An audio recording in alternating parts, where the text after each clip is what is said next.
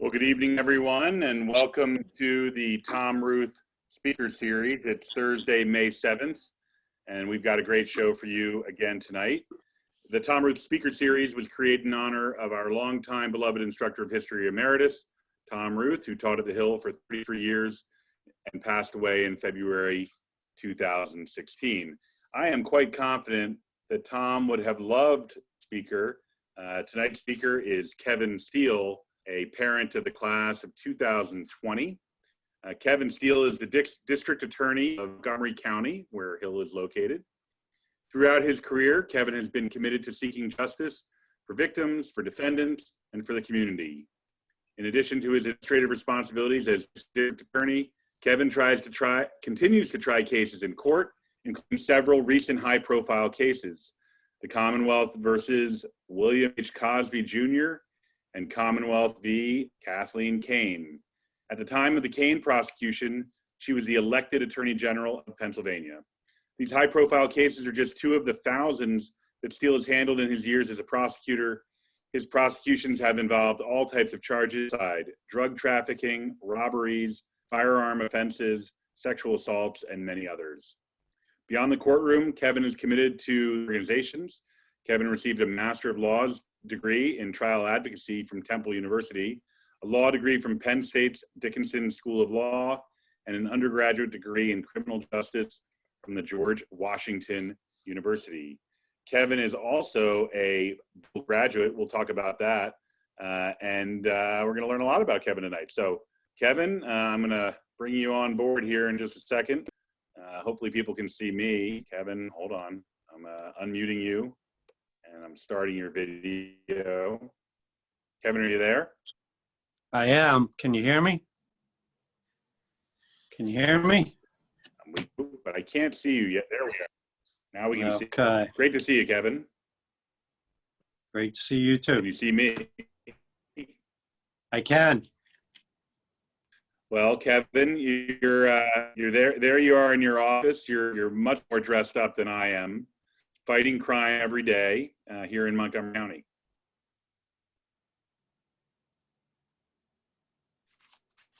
Can you hear me okay? I can. I lost you at the end. We're having a little technical difficulty here. I'm in my office here where I've been every day since pandemic started. Courthouse has limited operations, but we're here working away. So Kevin, before we get into your current role, can you tell us a little bit about where you grew up and where you went to school, for boarding school, that is?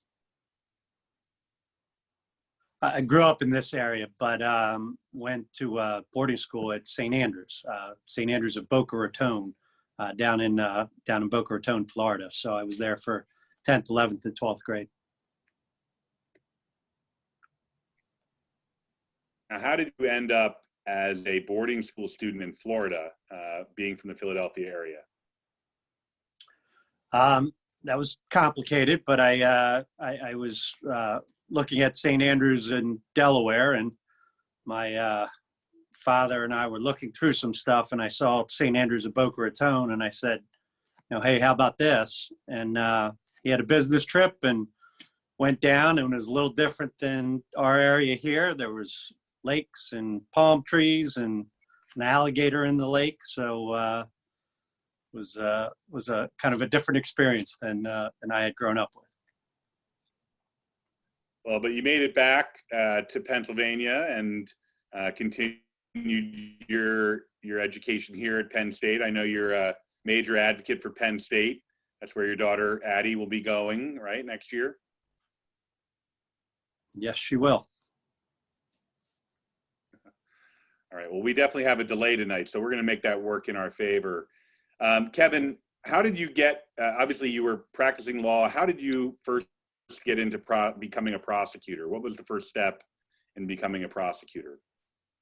I actually started down this route while I was still in college. My senior year of college, I worked for the U.S. Attorney's Office down in Washington, D.C., which was very similar to what a district attorney's office does, because District of Columbia, they handle all kinds of crimes there.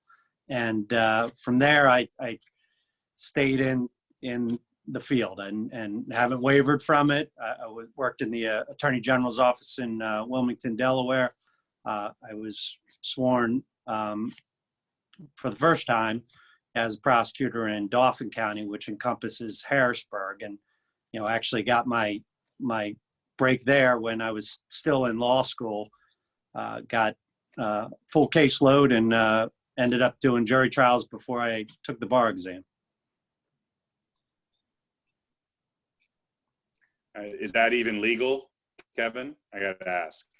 It is. You get certified by the Supreme Court to practice during your third year of law school and use that certification, and that runs until the bar exam comes, which I think you may have had one of those experiences too down in the Big Easy there in New Orleans, right?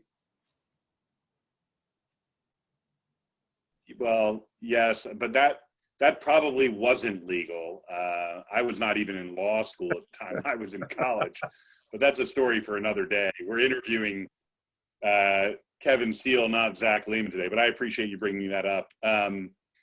Well, I am a lawyer too by education, but I never practiced really very long. I made the move to education pretty early on. Did you ever practice law outside of, not for the government, not as a public servant? Were you ever in practice? I have not. I'm career prosecutor. This is what I started doing in college, law school, and have continued straight through. Started working as an intern and worked my way up to the current position I'm in. Now, the current position you're in is an elected position. So had you ever been in an elected position, or had you always been a staff prosecutor? I'd been a staff prosecutor, and then the prior 8 years before I ran for district attorney, I was the first assistant DA, which puts you second in command of the office. So it was, a decision to move one office over, go through the election process. The past district attorney, Risa Vetri-Furman, was running for judge at the time. And so she's now on the Court of Common Pleas here in the courthouse as a judge. Well, when I first came to Hill as the headmaster 8 years ago, you were still the first assistant. And we had an occasion or two to chat over the years as various things happened in Pottstown and at the Hill School, and we would chat from time to time. So how many years ago did you get elected for the first time as DA? So it was 5 years ago I got elected, served a 4-year term, and now I'm in my my first year of my second term. And is there a limit in Pennsylvania to how many terms you can do as district attorney? Currently, there is not. The Attorney General, you can only serve there for 8 years. Governor, you can only serve for 8 years, but not at the present time in Pennsylvania for us. And as you said, I mean, the aspect of the time we got together in Pottstown was enjoyable for me, and I think the Hill School has done a whole lot to make sure that Pottstown is on a really good trajectory right now. So what are the major areas of responsibility for the district attorney, moving on to your current role. Obviously, you're trying some cases yourself, but you're managing an office. Give our listeners an understanding of the entire operation of the district attorney's office in Montgomery County. How many people, what types of crimes, the breadth of the operation, how many courthouses you serve, that sort of thing. Okay. So as district attorney, I'm the chief law enforcement officer for the county. That means I work with 50 some police departments as well as a number of agencies, and our job is public safety. That's our number one concern. I have a staff of 150 people. That's a combination of prosecutors, administrative staff, and then we have an arm that's our detective bureau. And they're a group of really elite detectives that we basically cherry-picked from the different departments in the area, and sometimes for expertise from outside of Montgomery County. And we handle all the cases that come in, and we prosecute everything. There's some places that only do felonies and some who do misdemeanors. We do it all.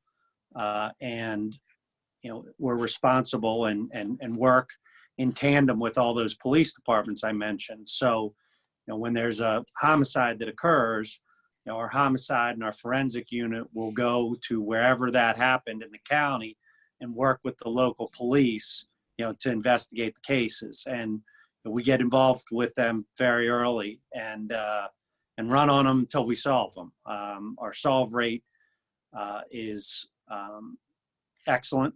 We don't have many cases in my years that have gone unsolved, and even those we keep working and we'll get them at some point.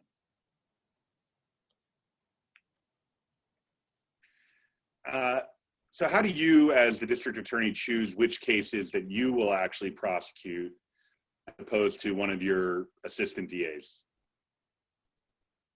Well, a couple of the recent higher profile ones that I've done is, we had a terrible homicide that occurred in White Marsh, where a individual brutally murdered his ex-girlfriend. I was on scene. I met the family. It was one that I felt that I should do. So, that was my last jury trial a couple months back, and defendant was convicted of first-degree murder, and we haven't gotten his sentencing in, but it's going to come when the judges get back rolling on some of their sentencings. But a couple of the other ones over the years that I've taken, I felt responsibility to move forward on were the case with the Attorney General, that I was asked to do that. My partner in that case came from another county. She was the first assistant there. I was first assistant when we started it, and then district attorney when we finished. And the Cosby case, of course, I felt that that was one that I needed to do. Got it. So Kevin, earlier you mentioned your work and the Hill School's work in Pottstown, and I want to thank you for complimenting the Hill School on our work here, but really I want to thank you for everything that you and your colleagues have done to continue to improve the safety and the strength of our community, and we're really grateful for that. Can you talk a little bit more about what your office is doing in Pottstown in particular as an example of your community work?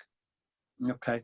Well, if you look back a few years ago, we had some real bad issues that were going on in Pottstown, and there was gang activity, and we worked very hard to identify that, and did it from a number of different means, including electronic surveillance, because we didn't have people that were cooperative, and we ended up being able to arrest a number of really bad actors that were in town there. And then there was something that I had looked at in other places and seen some success. I talked to some folks that had military backgrounds and, had worked overseas, in Afghanistan and Iraq, and how to look at this in a number of different ways. And, one of which is taking out the bad folks and putting a team in to work with the community. And so that's what we did. We took a team of prosecutors. It's our Pottstown Community Justice Unit, and they have been working in Pottstown since the beginning of when I became district attorney. And the partnerships and the preventative efforts that have gone on are, I think, one of the things that I'm most proud of, and most proud of that community for coming together and really making it so we're not talking about crime. We're talking about the businesses that are opening, the community involvement, and that's really important for the Hill School, for Montgomery County Community College, and for all the good folks that are living out there. And how have you been able to measure the impact of that unit in terms of crime and safety here in Pottstown? Yeah, I think we've seen crime. We're not done yet. There's still things that we need to do and that we're working. But going back to what we were dealing with, 5 and 6 years ago to where it is now, I appreciate when the news and what we see is about the new business coming down, the new engineering firm, the other businesses and restaurants that have been opening up in Pottstown, and that's all signs that things are going in the right direction, because part of it is people feeling safe, and they should, because if people commit crimes in Pottstown, we have set up a lot of infrastructure to make sure that they will be brought to justice, and we continue to do that. So I hope that will dissuade anybody from thinking about doing anything they shouldn't. Well, I've certainly, in my 8 years here and your time, both as first assistant and as DA, we've seen a tremendous amount of change in Pottstown, and it's been exceptional. And so thank you to you, your team. The community has grown in leaps and bounds, and certainly feels safer. So we're grateful for you and your team. Well, the other thing let's switch gears for a second. And Kevin, I'm getting. I'm sorry. The other thing I'll say about it too is to see this model work has meant a lot to the county, because we've taken it in to another area, and we're working hard now in Norristown, which is an area that needs some help here. So we hope to expand it and work in a good way. So hopefully that continues.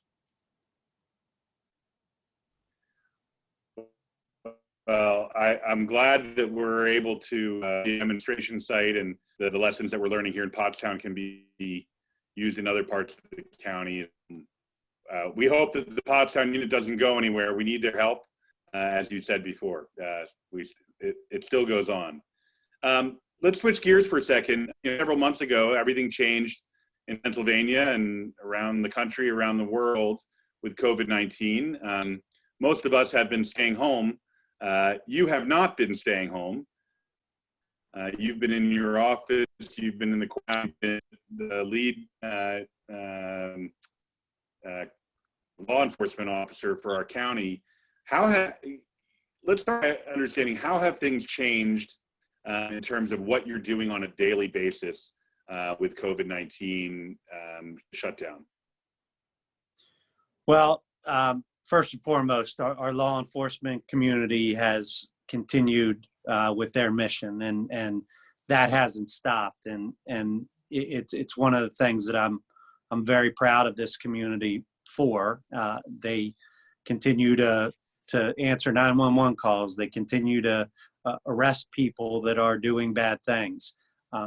We're continuing to prosecute cases, and and it's being done a little differently right now, and we're relying on technology and working our way through things, but it hasn't stopped, and that's an important aspect of our system to keep things going. And our first responders are not only up to the challenge, but just doing incredible work, and the stories and the things that they're doing on a daily basis, which at great self-sacrifice to them, because this has gone through our first responder community in a big way. And some of the departments that we've had, a number of officers have gotten it, and we've had to work together and help each other to make sure that we're doing everything we can to keep the public safe. Have you noticed any changes in criminal activity, criminal patterns, the crime rate, that sort of thing? Has there been a drop off? We're all staying home, so maybe there's less domestic violence. Maybe there's more. I just don't know. Well, there's a change here with people being home. What I'll say is, we have less driving under the influence cases, because there's, the bars are closed and people aren't out on the streets. But a real concern for us, and something that we're trying to address in the best way we can, requiring people to stay at home doesn't necessarily make home a safe place for some individuals. So we have seen a rise in domestic violence, and that's for the people that have called. And we've seen about an 8 or 9% increase in those calls. We're getting the word out, and I think it's really important to get the word out that if you call the police, they are going to come, and they are here to help you. Our victim services centers, Laurel House, which is our domestic violence shelter, they are open. They are housing people. They are working on their hotlines for people that need help or want to try to talk things through. But the other thing that we've seen too a drop off in is our child line reports. So our kids being abused, or are they homes that they are being abused. And we went from a time where you working at a school and and other folks, there were thousands of eyes on kids every day, and now there's not all of those eyes. So it's a concern that we have, that those reports have gone down, but we want to make sure that people know that there's help, and we're here to help, and the police are here to help, and the victim agencies are here to help. And going back to domestic violence, one of the areas that has been pretty robust in the courthouse is people seeking protection from abuse orders, and coming in, and they are going before a judge, and people are getting the orders that they need to help keep them safe. So that's an area that is of great concern to us.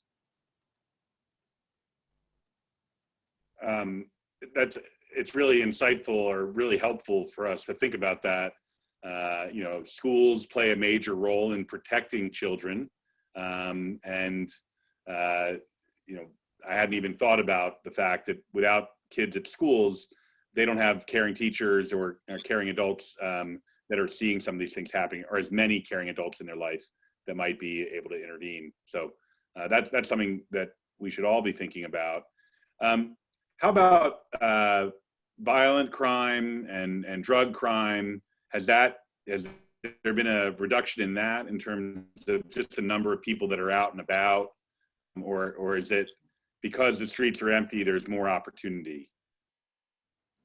Well, unfortunately, there's been those that try to take advantage of the situation. I mean, we've had a couple pretty significant cases where people thought law enforcement were not going to be attuned to what's going on, and we were able to take off some pretty big shipments of drugs that were coming into our area. Unfortunately, something that has gone on for a while, which is really one of our biggest issues that we face, and a fight that we're facing every day, is the heroin, fentanyl epidemic that's killing people. And even before the pandemic, there were people that provided delivery services, and so people were showing up to provide these dangerous and poisonous drugs to people. And so we've still seen a lot of overdoses.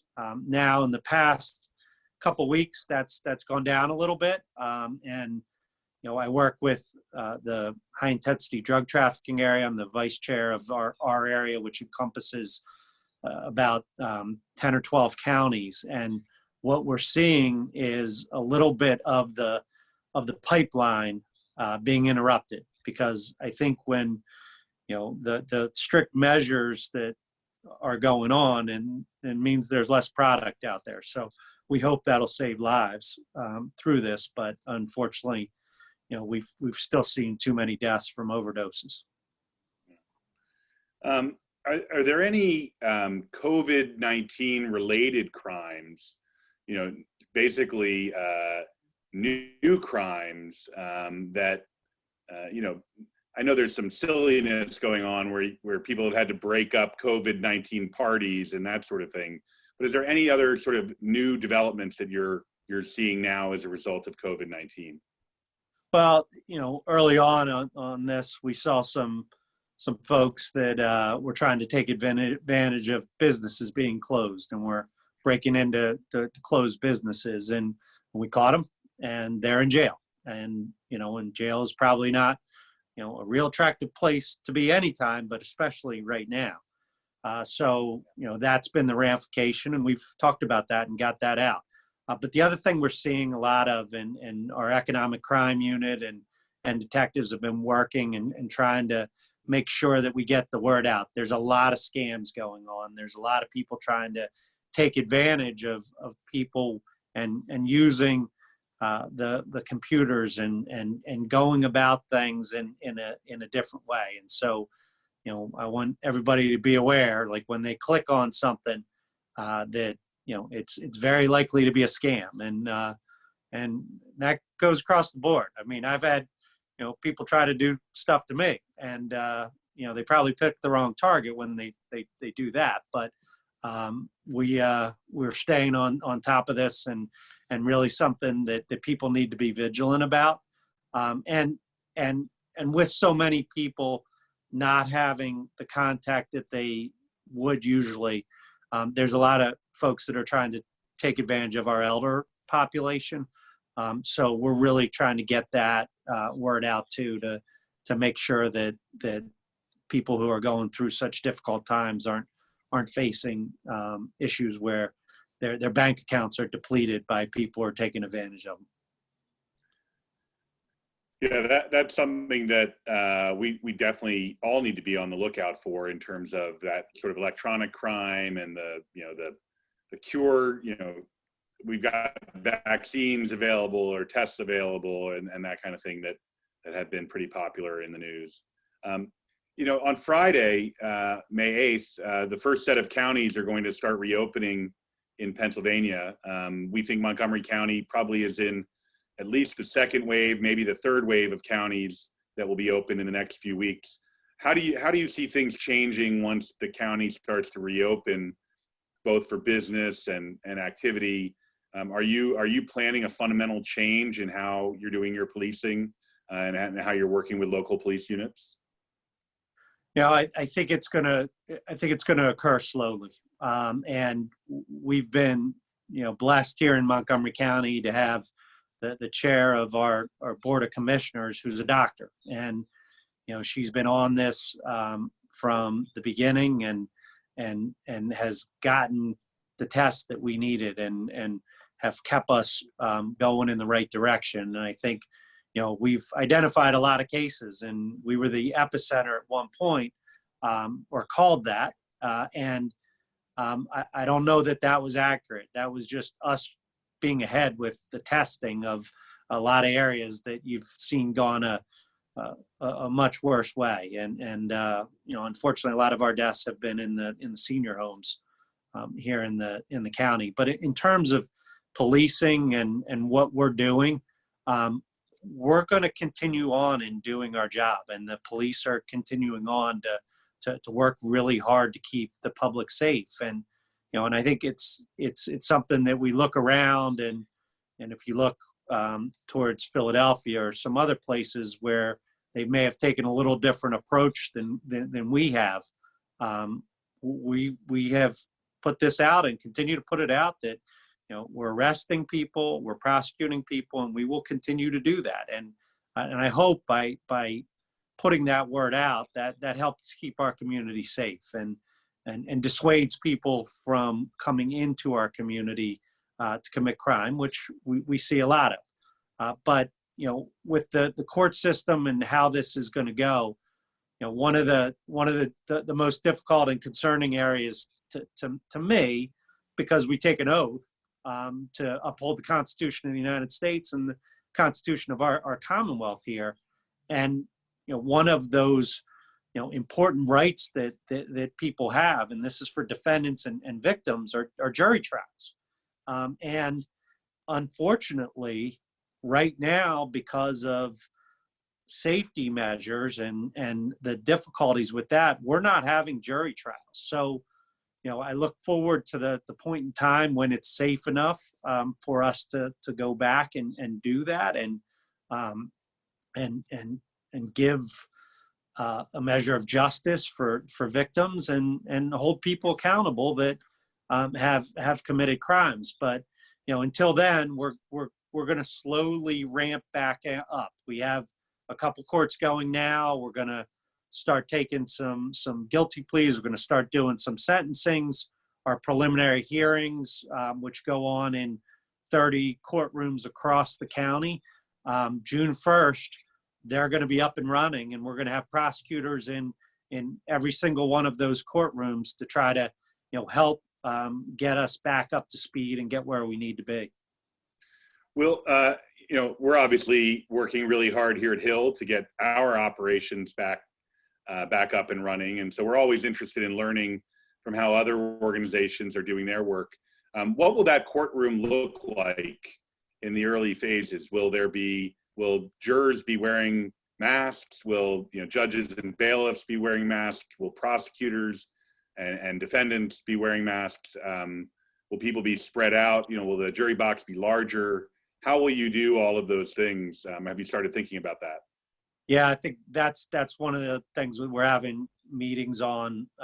And our president judge here in Montgomery County, Tom Del Ricci, has been really focused and number one, focused on safety and how we do this in a safe way. So when I say we've been here in the courthouse every day, that's with a skeleton crew. And I have a skeleton crew covering the courtrooms, and that is to have less traffic in the courthouse. And I think one of the good things that has come from this is we're doing a lot more with technology. And I think we were capable of doing a lot more than maybe we realized when we went into this. And, so I see that as being a big part of the steps moving forward.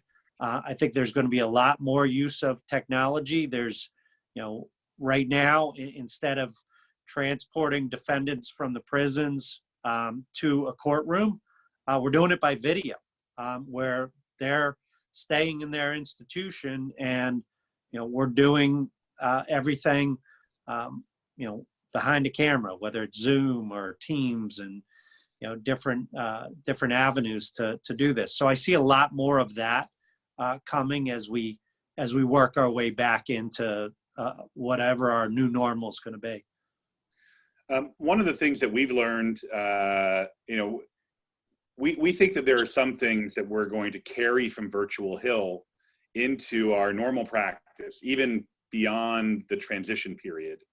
are there some things like the technology that you mentioned earlier, or other things you've learned that you think will, sustain your practice after COVID-19 pandemic is over?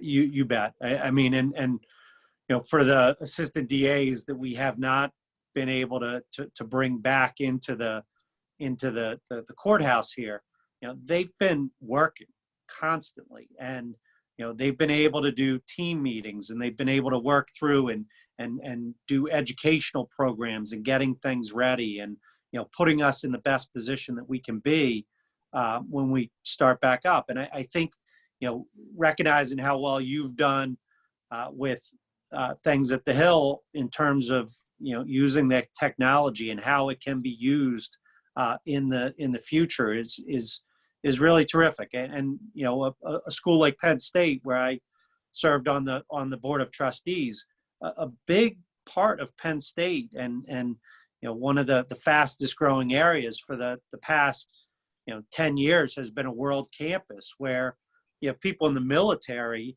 overseas that are taking classes. And so being able to do that and do it in a high level way has been a benefit to everybody. And I think it opens up a lot of avenues of things that we can do in the future, and meetings, and how we can keep the social distancing while we still need to. Yeah, I'm fascinated as a former attorney. I certainly can see how a video can be helpful, but there's nothing like an actual courtroom and being able to look into the eyes of the jurors and judge the credibility of a witness, in 3 dimensions, and hear their voice and see their facial expressions close up. I've got to imagine that you're concerned about the technology limiting your ability to try a case in an effective way. I understand preliminary motions and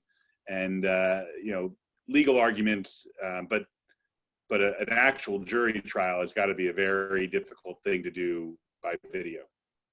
Yeah, and we're really that's really the biggest struggle. I mean, one of the things that came out from the Pennsylvania Supreme Court and Supreme Courts across the country have been that we're going to start ramping things up, but not jury trials. So when I say I'm really concerned about that, because that's a right that is ingrained from our constitutions, and that's a difficult thing right now to do, whether it's picking a jury where you're bringing 100 or 200 people in to go through and pick your jury of 12 people. So I know that we're talking about some different ways to do it, and we've looked at maybe spreading people out and doing that, but it's going to mean a very different look than it was before this began, and we got a lot to work through in that area. And I am hopeful that the great scientists and medical professionals that are working on this come up with vaccines and get us in a point where we can get back to what we were intended to do from our founding fathers on to try to make sure that everybody have the rights that are so ingrained in our society. You mentioned jury selection, which reminded me of a pretty funny story when I was called for jury duty maybe a year and a half ago, and they started asking questions in the voir dire of all the jurors in the pool, and they of course asked, do you know any law enforcement officials, and and raise your hand, and we sort of go through it, and finally I they asked me, who do you know? And I mentioned that you were a current parent at our school, and the 2 assistant DAs both turned around and looked at me and shook their head. I think I was the fastest excused juror that day, for sure. Well, I'm sure you still could have been fair, which is what we want in jurors. I would have been fair. I don't think I was, taken off the jury by your ADAs. I think it was the defense attorney that took me off. One of the rights is not only a jury trial, but is a speedy jury trial, right? Yeah. So is there a chance that if this continues, let's say for several more months, what is defined as a speedy jury trial in our state? Well, that's been suspended right now by the Pennsylvania Supreme Court. And, you look back on history and, when we've been in this type of situation, and you have to actually look back to the beginnings of the Civil War when Abraham Lincoln, our president, declared that habeas corpus was going to be suspended. And that's due process, and that's a really important aspect to our system, and that's not happening right now. And that's something that everybody's working towards, and we're working with our public defenders, our criminal defense bar. We're working with the judges to try to figure out ways that we can get the system moving, and anything that we've come up with or been able to do in that regard, people have embraced. But jury trials, a speedy jury trial, a jury of your peers, 12 people coming in, that's a really, really difficult thing with this pandemic. Yeah. So I have one more question, and then I'm going to turn it over to our audience to ask some questions. Some have already come in. But I just want to encourage our audience, and we've got a good sized audience today. If you have a question for Mr. Steele here tonight, please either type it in the Q&A box, or you can raise your hand, and we have at least one hand raised already. It's not your daughter, by the way. So we'll get some questions from the audience as well, but please do ask some questions. As you can tell, Kevin is more than eager to address some of these ideas and these concerns and questions.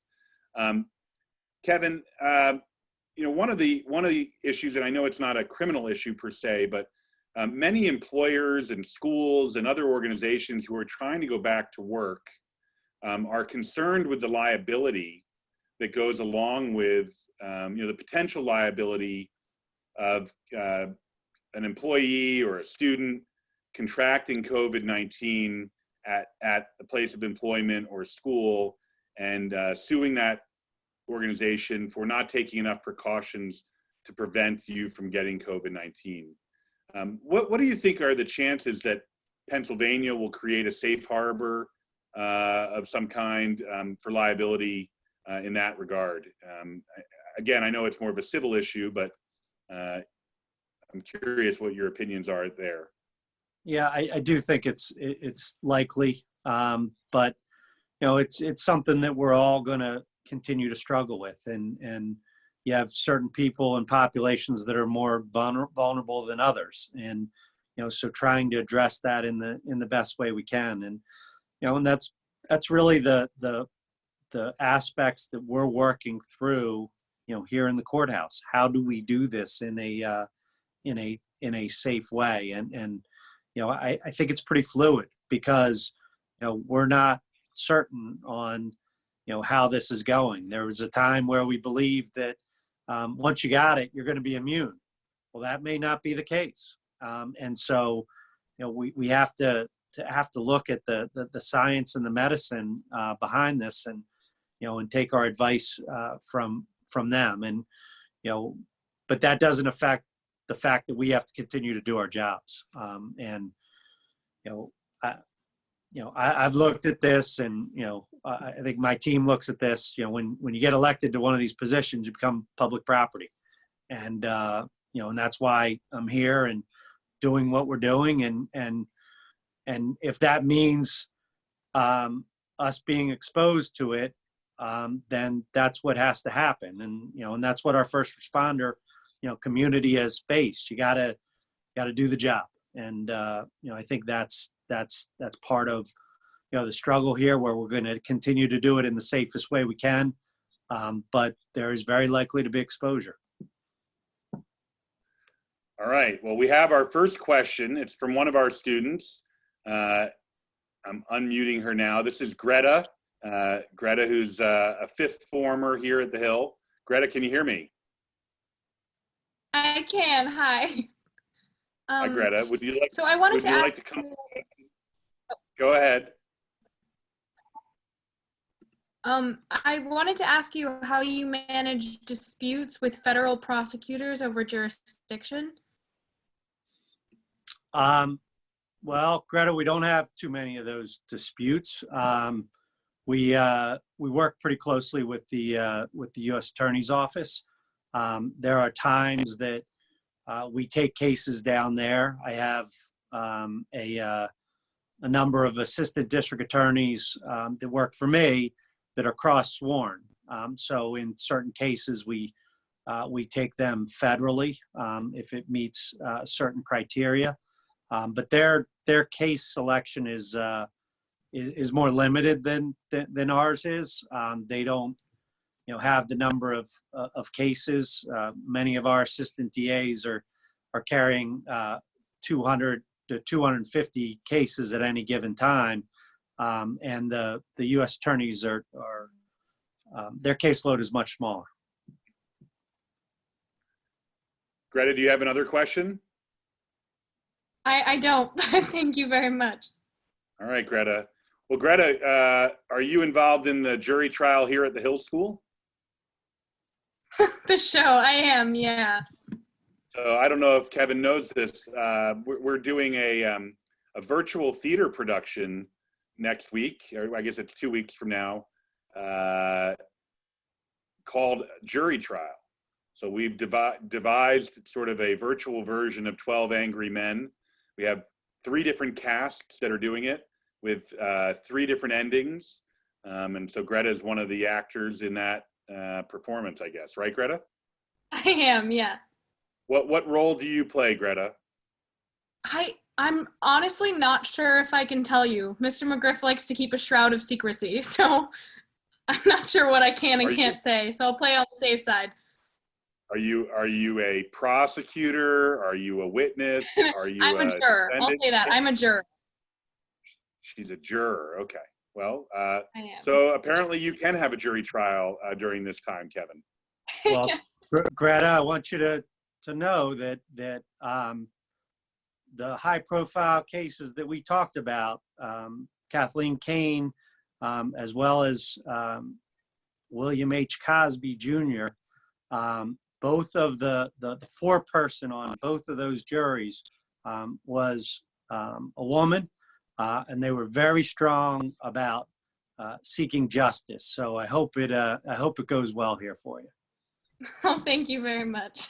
We might have to have you tune in or be a special cameo appearance, Kevin, just so you can get your jury trial fix in. I'd like that. And if you could do some sports too, that would be great. All right, Greta, thanks for calling in. Thank you. All right, we have a question, Kevin, from one of our teachers, Mr. Sorallo, who asked, what is your advice to our students and young people who are interested in studying the law or becoming a lawyer?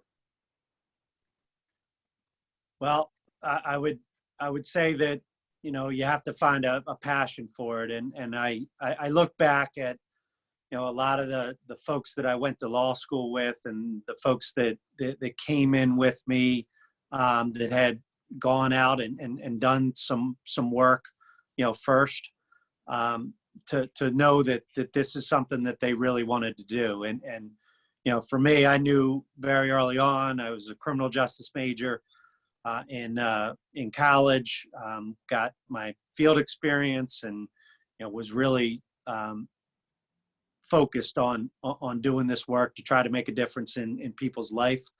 And I hope that, for those that are thinking about this, that they go and have those experiences. Typically, we have a very, robust intern program. It's not going to be nearly as robust this summer, unfortunately. But, I really encourage people that are thinking about it to go and try to get some experience and see it. I know you did. When when you were, pre-law school. And I think that's important because, it's a long haul. And law school, isn't easy, or at least it wasn't for me. So, I encourage, you to make sure it's something that you're passionate about. And there's a lot of different areas of the law.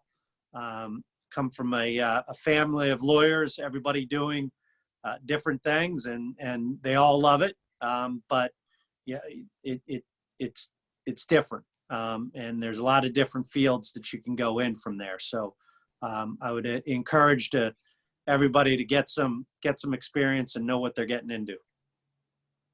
A follow-up question to that is what type of courses and activities would you recommend in high school for students who are interested in becoming lawyers? Well, the moot court programs that a lot of our high schools do, I really encourage that. And it's a great program, and gives people a chance to be a witness, to be a defense attorney, to be a prosecutor, or the plaintiff's attorney or defense attorney, and gives people a feel of it. And I've actually sat through some of the final juries of coach teams over the years, and just been blown away with the excellence that I see from young people that are going down this track. So I encourage that. Logic is a really important thing. I encourage the writing aspects of it, but there are folks like my father, who was a civil engineer by background and degree, and then he became a intellectual property attorney, patents, copyrights, trademarks. So depending upon where you think you want to go with it, there are classes that can get you involved in it. And and if you want to be an intellectual property attorney, having a joint degree in biology or engineering or electrical engineering or any of the sciences is a really good thing to have. So lots of avenues in. Great, thank you. Sorry, you broke up there for a second, but I think I caught the end of it. Kevin, we have a question from Kathy Skitko, who works here at the Hill School as part of our Hobart's Run neighborhood initiative. And she says, we just want to thank you for all you, Lauren Marvel, and your staff have done to address crime in Pottstown, which also has done so much to encourage the success of both our new and existing downtown businesses. Thank you. Do you have additional suggestions for things we can do through Hobart's Run? And how can we encourage our block captains and others so they can safely report crimes and concerns in Pottstown and beyond? So that's something that we're constantly looking at in terms of how to improve or do things. And it's kind of the difference that, you look at when I started out in being a prosecutor, and you think of the law and order aspect where the police bring you the case and then you go to trial or take the case into court. We're now involved in preventative efforts, and I think the partnerships and what you're doing with Hobart's Run and being involved in the community and having the fact that you can talk about one of our prosecutors and know we're on a first name basis, means a lot, because it's being involved and, having that close connection and the trust that comes with that, the trust for people to come forward and give us information. There's also ways for people to do it anonymously. And we have the Stop It app where you can get it on your phone, and you can report it crime anonymously. And that's been a great success for us, where people have felt uncomfortable that they see some drug dealing going on in their neighborhood, but they want to give the police information. So I think relationships, and looking at this as a team effort, because law enforcement can't do it alone. It's partnerships with the community. It's partnership with our elected officials. It's partnerships with our schools to make sure that we're doing, everything we can. Because, look, the way I look at it, anytime we're preventing a crime, it's a step forward where, we don't have to have people involved in the criminal justice system, because there's a lot of no-win there. Great. Well, thank you. And thank you, Kathy, and to our Whole Arts Run initiative for your partnership with the day and with the Pottstown Police and the borough. The next question, Mr. Steele, you've tried a lot of cases in your time. What was the most complicated case that you've ever tried? Well, I've tried a number of wiretap cases, corrupt organizations. I've tried a lot of homicides. I ran the homicide unit for 8 years. But I'll say, when you look at some of the high-profile cases that we've done, whether it was the Attorney General or William Cosby, they were complicated, and they were complicated because a lot got thrown at us. In the Cosby case, I'm on my 26th, 27th, and 28th attorney for the defense, and it's me and my team. So, a lot of things getting thrown at us through it on what was a pretty simple and straightforward case. But, the defense attorneys tried to make it as complicated as they could. When you're trying the Attorney General of Pennsylvania and she's walking in with her detail, taxpayer paid detail of 7 or 8, guys walking or coming in Suburbans and whisking her in and out of the courthouse, and her team of defense attorneys from New York,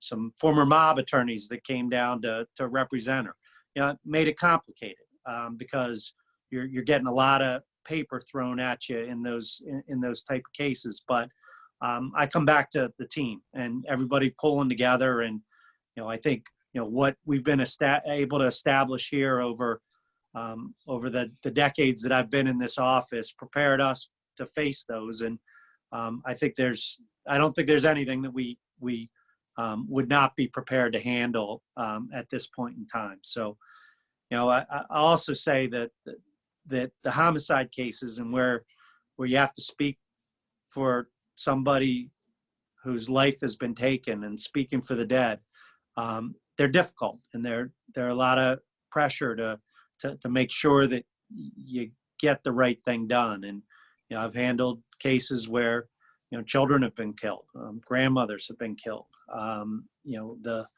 The case I just handled in White Marsh, I think they're difficult for all of us. They're difficult on a jury. They're difficult for everybody that has to go through that process. But at the end of the day, we can say that we've done justice. I have a question. There's a couple more questions here, but what is, as you probably know, Governor Wolf is a Hill alumnus, class of 1967. What is your ongoing relationship with the governor? Does the governor communicate directly to the district attorneys, or does it go through the Attorney General? How does that work? Is there a relationship directly to the governor? Well, on the morning after I got elected, I got a phone call, and I answered it. Didn't know who it was, but it was the governor congratulating me on being elected. Since that time, I haven't had too many conversations with him, but we have a lot of conversations with his staff, and he has deputies that are focused on the criminal justice issues. So we deal with them. And my working relationship with the Attorney General is now a good one. It was not, as you can imagine, when I'm doing search warrants on the Attorney General's office, but it is a very good one now. And we're in pretty much constant communication. There's probably not a week goes by that I'm not talking to the Attorney General or the First Assistant, Michelle Henry, who's his second in command, and as well as other people in their office. So, you know, the question came earlier about the U.S. Attorney's Office. We've got a really good working relationship with them. The Attorney General's Office, we have a really good working relationship with them, as well as my colleagues from throughout the state. I'm on the executive board of our District Attorneys Association. I'm the legislative director, so we deal with the governor or the governor's office with legislation, and I'm moving into a leadership role there in July. Okay, great. Well, next time you talk to Governor Wolf, please say hello for us. I will. I'll let him know. We tried to get him on the show. I'm sure he's busy we tried right to get him on this show, but he was too busy.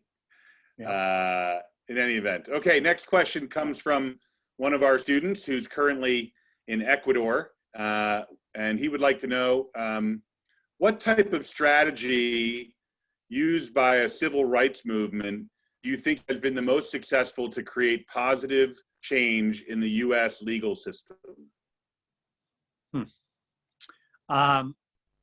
Well, you know, I think, and what I'll say is, you know, the work that we can do together.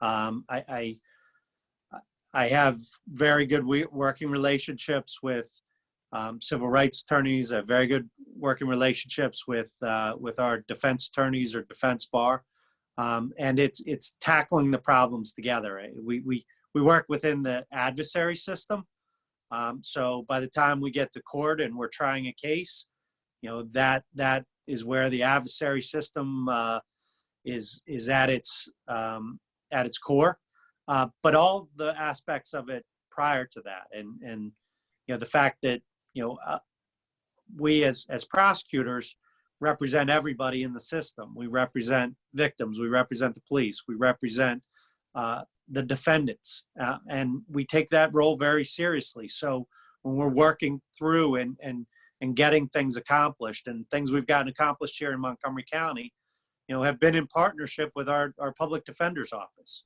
You know, we did some great things with Big Brothers and Big Sisters, and it was, you know, the two of us standing together to try to, you know, make sure that people knew that this was good for everybody in our community.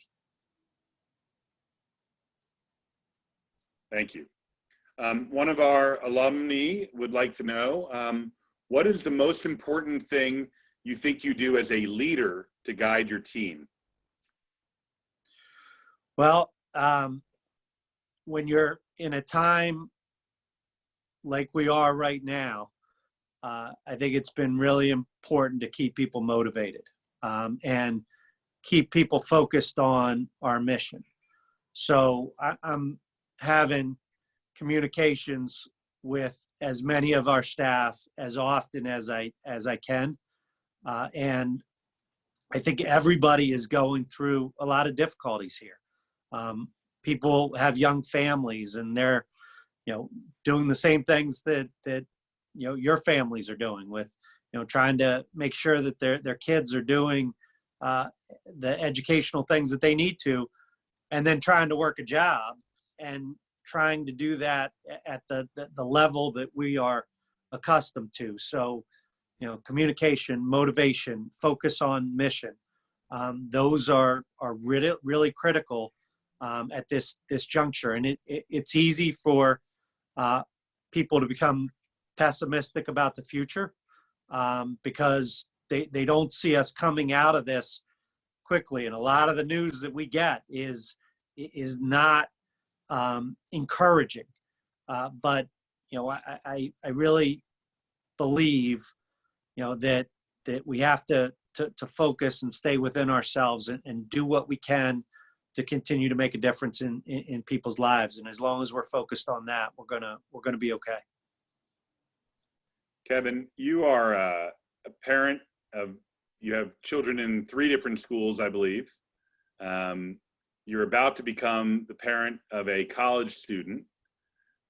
My recollection is you serve on at least one school board, a board of trustees, and you mentioned Penn State's board. What do you see in that role as the sort of future of education, at least the near future of education?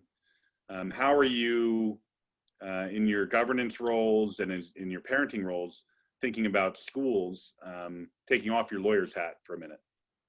Yeah, it's been really interesting to watch and look, we feel very blessed in the 3 schools that our children have been involved with, because you look around and there are a lot of kids, and particularly in places like Philadelphia, that haven't had access to education. And it seems like in each of the schools that our kids have been in, we haven't missed a beat. And and that says a lot. And I think as we work through this, that we're probably going to see more aspects of this. And in my time on the Penn State Board of Trustees, which I'm no longer on at this point, but it was this movement towards online classes, and there were very few graduating seniors going through Penn State that hadn't taken a few classes online, even if they were on main campus, because of different opportunities or scheduling or how that went about. And so I see this as a wave of the future. I see that becoming or making education more accessible to certain people, like we've done with folks in the military or folks that are holding full-time jobs down and can't afford the time to go back to school. So I really do see this as part of our educational future. And well, certainly it'll be interesting to see whether your daughter will begin her fall term at Penn State on campus or off campus. I'm sure that's a conversation that's happening in your house. Of course, you wouldn't know because you're not going home because you're on the front lines. They've gone one place and you're in another place right now. I'm not sure how often you're talking to Addie, but I'm sure that's a conversation we're all having. I have a last question for you, which is, in many states and to some extent in Pennsylvania, we're seeing a pushback against the stay-at-home orders and the lockdown orders. We're seeing armed protesters, going into state houses and other public facilities. What's your opinion on that? As our chief law enforcement officer in Montgomery County, how do you feel about these lockdowns and the constitutionality of them, and your role in enforcing those orders, and what are you seeing in Pennsylvania or in Montgomery County, the kind of pushback on that?